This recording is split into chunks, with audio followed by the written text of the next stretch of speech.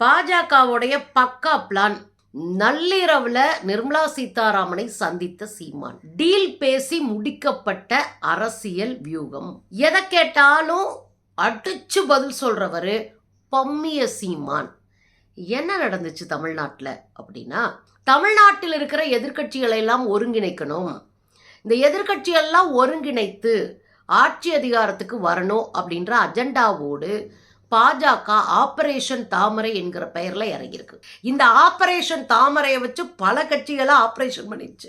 ஏற்கனவே போன முறையே பாஜக தான் அதிமுகவை துண்டு துண்டாக உடைத்து காலி செய்தது. அதுதான் அவங்களுடைய வேலையே. எதிர்கட்சியாக அதிமுக வலிமையா இருந்தா ஒருபோதும் பாஜக வர முடியாது. அதனாலதான் அதிமுகவை உடைச்சிட்டு இப்ப நாங்க தான் எல்லாரையும் சேர்த்து வைக்க போறோம் அப்படின்னு உட்கார்ந்து உருட்டிட்டு இருக்கா அது பாஜக. இதெல்லாம் ஒரு பக்கம் இருந்தாலும் தமிழ்நாட்டுக்குள்ள பாஜகவினுடைய அஜெண்டாவை செயல்படுத்த அம்மா நிர்மலா சீதாராமன் அவர்கள் அனுப்பப்பட்டிருக்காங்க. அதனாலதான் இங்க இருக்கிற பீசுங்கெல்லாம் ஒன்னொன்னா போய் நிர்மலா சீதாராமனை சந்திக்கிறார்கள். ஏற்கனவே பாஜகவை பார்த்து பம்மி பயந்து நடுங்கி காலில் விழுந்து தெரியாம சந்திச்சு டீல் பேசிட்டு இருக்கிறாரு நம்ம எடப்பாடியார். இது ஒரு பக்கம் டெல்லியில நடந்துகிட்டு இருக்கு. டெல்லிக்கு நம்ம ஆட்டுக்குட்டி அண்ணன் அண்ணாமலை போறாரு. அவரை ஓரமா உட்கார வச்சு கூப்புல உட்காரு தம்பி, கொஞ்ச நாளைக்கு வாய் பேசாத, அமைதியாரு அப்படின்னு வாயில பிளாஸ்டர் போட்டு அனுப்பி விட்டுருச்சு இந்த கும்பல். அதனாலதான் அவர் நான் தலைவர் தேர்தலே நிக்கலைங்க, தலைவருக்கான போட்டியிலே நான் இல்லை அப்படின்னு பதற இடத்துக்கு கொண்டு வந்து நிப்பாட்டிடுச்சு. அங்க இங்க இருந்து ஒரு கூட்டம் போய் டெல்லியில சந்திச்சு இந்த கூட்டணி சம்பந்தமான விஷயங்களை பேசி கொண்டிருக்கிறது. அதுல இந்த அதிமுகவில் திடீர் தலைவனாக செங்கோட்டையன் வந்திருக்காரு. அவர் மேலெல்லாம் நமக்கெல்லாம் ரொம்ப பெரிய மரியாதை இருந்தது எனக்கெல்லாம். ஏன் அப்படின்னா சித்தாந்தமா தெளிவான ஒரு ஆளா அவர் இருந்தாரு. இதே சட்டமன்றத்துல இதே செங்கோட்டையன் அவர்கள் என்ன பேசினாரு, திராவிட கட்சிகளை தவிர தமிழ்நாட்டில் வேற ஒரு கட்சியும் ஆட்சிக்கு வர முடியாது பேசினவர் தான். ரொம்ப நாள் கிடையாது, போன ஆண்டு பேசினார். ஆனா அதுக்குள்ள பாத்தீங்கன்னா வெடைச்சுக்கிட்டு இங்கே எடப்பாடி மேல இருக்கிற காண்டு கடுப்பை எல்லாம் எங்க போய் காட்டிட்டு இருக்கிறாரு, பாஜக காலில் விழுந்து காட்டிட்டு இருக்கிறாரு. அதனாலதான் டெல்லியில போய் ஏற்கனவே நிர்மலா சீதாராமனை சந்திச்சாரு. திரும்ப டெல்லிக்கு போனார். மூன்றாவது முறையாக தமிழ்நாட்டில், அதாவது நட்சத்திர விடுதியில, அதாவது கிண்டிக்கு பக்கத்துல இருக்கிற ஒரு நட்சத்திர விடுதியில நிர்மலா சீதாராமன் அம்மாவை சந்தித்து திரும்பவும் தங்களுடைய பேச்சுவார்த்தையை நடத்தி இருக்கிறார். பாஜகவினுடைய டிராப்ல பொறியில மாட்டிக்கிச்சு அதிமுக. அதிமுகவை 5-6 துண்டாக்கி ஒருத்தரையும் மோத விட்டு எல்லாரையும் தான் காலு கீழே வச்சிருக்கு பாஜக. இது ஒரு பக்கம் போயிட்டு இருக்குங்க, சீரியஸான பேச்சுவார்த்தை போயிட்டு இருக்கு. ஏற்கனவே பாஜக டீம்ல யாரெல்லாம் இருக்கிறாங்க, டிடிவி தினகரன், சின்னம்மா, ஓபிஎஸ் எல்லாம் கரைஞ்சு காணாம போயிட்டாரு பாஜகல. இப்படி எல்லா அல்லு சில்லு அரைவேக்காடுகள் எல்லாம் அங்கதான் இருக்குங்க. இதுல மற்ற நம்ம அண்ணே மாற்றம் முன்னேற்றம் அப்புறம் ஏமாற்றம்னு உட்கார்ந்துருந்தார்ல, யார் நம்ம சின்ன மருத்துவர், அவரும் பாஜகவில் தான் இருக்கணுன்றதுல தெளிவாக இருக்காரு. அதுக்கப்புறம் என்ன 1-2 கட்சி வெளியே இருக்கு, அதையும் எடுத்து போட்டுருவாரு. இப்போ கடைசியில் என்ன ஆகி போச்சுன்னா சீமானை அழைத்து பேசி இருக்கிறார்கள். அதுவும் மோடியும் அமித்ஷாவும் சீமானோட பேசியே ஆகணும் அப்படின்னு ஒரு அஜெண்டாவோட நிர்மலா சீதாராமனை அனுப்பியிருக்கிறாங்க. இதே நட்சத்திர விடுதியில நிர்மலா சீதாராமனை நள்ளிரவுல சந்திச்சிருக்காரு சீமான்.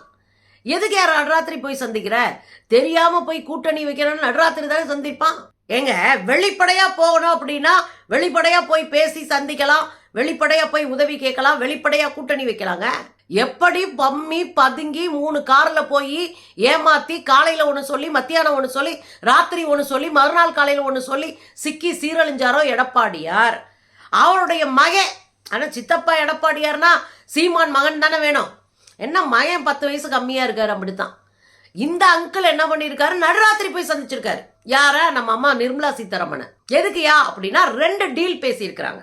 ஒன்னு, நீ எங்க கூட வந்துட்டேன்னு வச்சுக்கவே, இப்ப எங்க கூட கூட்டணி போட்டாலும் உனக்கு ஒன்றிய அரசினுடைய அமைச்சர் பதவி ரெடியா இருக்கு, உனக்கு ஒன்றிய அமைச்சருடைய அமைச்சர் பதவி கொடுக்குறோம். 2வது டீல் என்ன தெரியுங்களா, நாம ஓரளவுக்கு ஜெயிச்சா போதும், தமிழ்நாட்டுக்குள்ள ஓரளவுக்கு நம்ம ஓட்டை வாங்கி ஓரளவுக்கு சீட்டை தேத்தினாலே மிச்சம் மீதாரி மனப்புழுக்கத்துல இருக்கிற முரண்பாட்டுல இருக்கிற மற்ற கட்சியில இருக்கிற ஆட்களை புறம் திரட்டி ஆட்சி வச்சிடலாம்.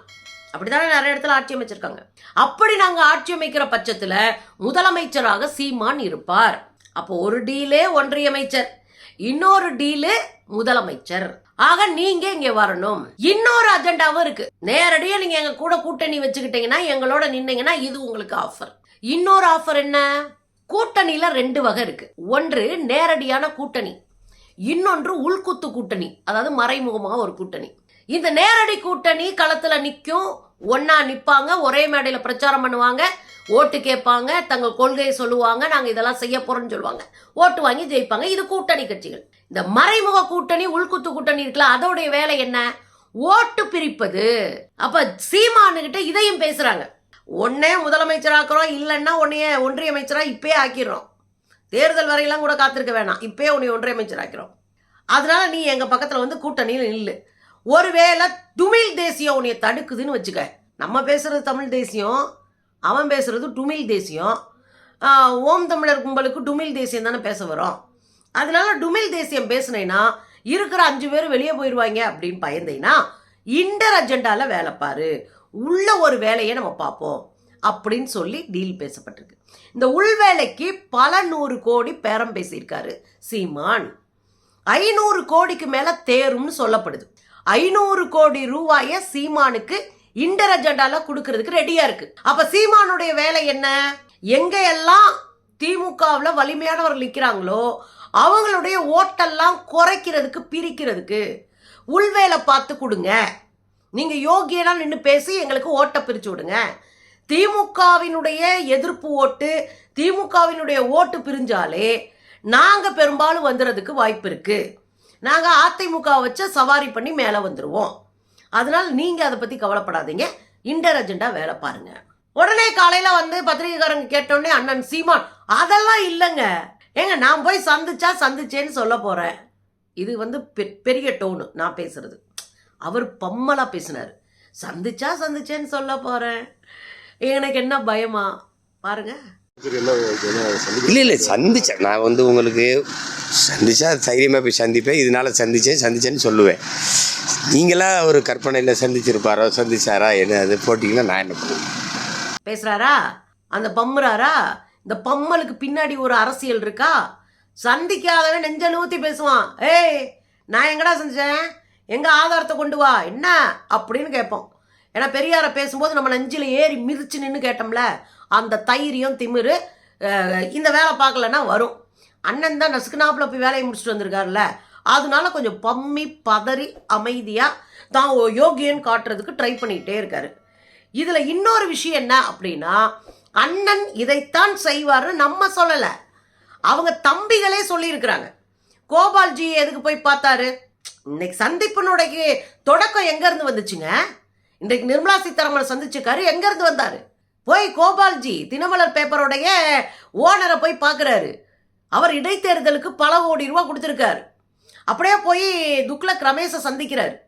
அவர் தான் இவருக்கு ஐடியா கொடுக்குறாரு, நீங்கள் பெரியாரை உடைச்சு பேசுங்க, பெரியாருக்கு எதிரான கருத்தை உருவாக்குங்க, பெரியாரை அசிங்கப்படுத்துங்க, கேவலப்படுத்துங்க, அப்போ எல்லா பார்வையும் உங்கள் மேலே விழும், அந்த இடத்துல நின்று நீங்கள் வேற ஒரு அரசியலை கையில் எடுங்க அப்படின்னு ஐடியா கொடுத்தது யாரு? துக்ளக் ஆடிட்டர் குருமூர்த்தி.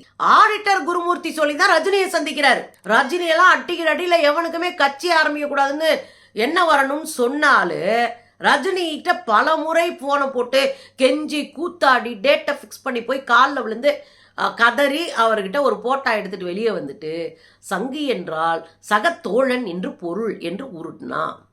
அப்போ இந்த புள்ளியெல்லாம் சேருங்க, கோபால்ஜி, ஆடிட்டர் குருமூர்த்தி, ரஜினி, அவங்க கூட நின்று இவங்களுக்கெல்லாம் புரோக்கர் வேலை பார்க்குற ரவீந்திரன் துரைசாமி, புள்ளி கரெக்டா இணையுதா?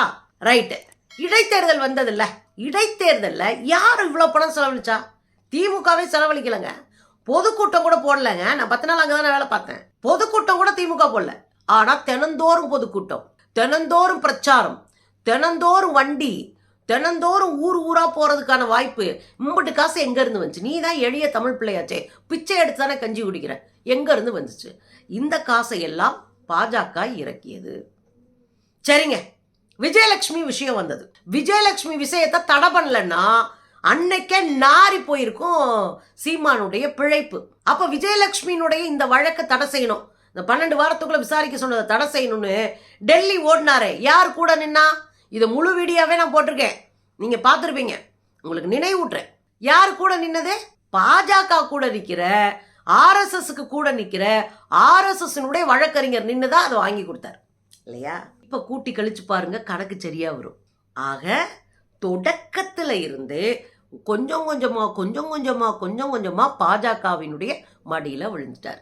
அதனால தான் ஆடிட்டர் குருமூர்த்தி மேடையிலேயே சீமானுக்கு ஆதரவு தெரிவிக்கிறார். அதே போல சீமானுக்காக ஒரு தனி பக்கத்தவே ஒதுக்கி செய்தி வெளியிட்டு இருக்கு தினமலர். இன்னொரு பக்கம் பார்த்தீங்கன்னா நம்ம ரங்கராஜ், அதான் சாணக்கிய ரங்கராஜ், அது ஒரு பக்கம் சொம்பு தட்டுது. இன்னொரு பக்கம் போடுதாசு, அது ஒரு பக்கம் நின்று சொம்பு தட்டி இவரை போல ஒரு தலைவர் உண்டானது. இந்த பீஸு சீமான் பீஸு தமிழ் அறிஞர் ஹெச்ராஜானுது. இப்போ உங்களுக்கு புரியுதா? ரொம்ப வெட்ட வெளிச்சமா ரொம்ப தெளிவா பாஜகவினுடைய ஒரு அணியாக இன்றைக்கு நாம் தமிழர் கும்பல் நிக்குது. அப்ப இந்த டீலிங்ல, இந்த சந்திப்புல பல 100 கோடி ரூபாய் சீமானுக்கு கைமாறி இருக்கிறது. நீங்க நேரடியா வந்து சேர்ந்தீங்கன்னா உங்களுக்கு பிரச்சனைனா நீங்க மறைமுகமான வேலையை பாருங்க, பொய்யையும் புரட்டையும் உருட்டையும் உருட்டி விடுங்க. இந்த வேலையை செஞ்சாலே எங்களுக்கு போதும், உங்களுக்கு 500 கோடி ரூபாய் வேற பேரம். இதெல்லாம் டீல் பண்ணி பேசி முடிச்சுட்டு வந்துதான் எங்கெங்க சொல்லுங்க, ஆதாரத்தை காட்டுங்க அப்படின்னு சீமான் கும்பல் கதறுது. நான் கேட்குறேன், ஆதாரத்தை என்னைக்காவது நீ கொடுத்துருக்கியா? உனக்கு ஏன் நான் ஆதாரத்தை காட்டணும்? நடந்திருக்கிறது இல்லைன்னா ஆதாரத்தை நீ கொடு, அப்படிதான் நீ டீல் பேசுவ. அப்ப நாங்க என்ன கேட்கிறோம்னா, பத்திரிகைகள் நீ எந்த டைம்ல 8:30க்கு சந்திச்ச, 8:30க்கு மேல போய் குடும்பத்தோட சந்திச்சுன்றாங்க பத்திரிகையில. எந்த சந்திப்பு 1/2 மணி நேரம் இருந்துச்சுன்றாங்க பத்திரிகையில. பத்திரிகை புலனாய்வு செய்து உங்களை அம்பலப்படுத்தி இருக்கு. அப்புறம் ஆதாரத்தை கொடுன்னு கேட்டா உள்ள வந்த நான் போட்டாவை எடுத்துட்டு வர முடியும் இல்லைன்றது நீ நிரூபியா? ஆக நீ ஒரு சங்கி. விஜயலட்சுமிக்காக அன்னைக்கு ஜெயலலிதா காலில் விழுந்த, இன்னைக்கு நிர்மலா சீதாராமன் காலில் விழுந்திருக்க. Very simple. தொடர்ந்து ஓராண்டு காலம் உன்னுடைய அரசியலை எடுத்து பார்த்தாலே நீ யாருன்னு வெட்ட வெளிச்சமா தெரியும். எனவே சங்கி சீமான் ரொம்ப பக்காவா பிளானை போட்டு டீல் பேசி நல்ல பல 100 கோடி ரூபாயை வாங்கி இருக்கிறாரு. நல்லா இருங்க.